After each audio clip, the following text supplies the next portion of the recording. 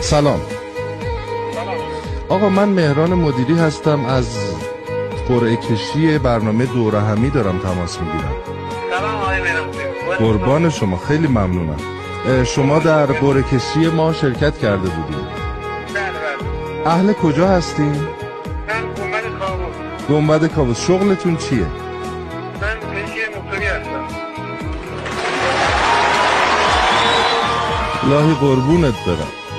شما برنده یک دستگاه BMW شدید.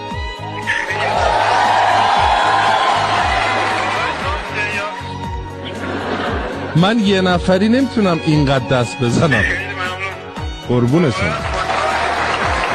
باهاش چیکار میکنین؟ اگه قسمت کن بعد برای خونو. آها، یعنی میفروشینش، از پولش استفاده میکنین. بله. خیلی هم عالی. خیلی مبارکتون باشه.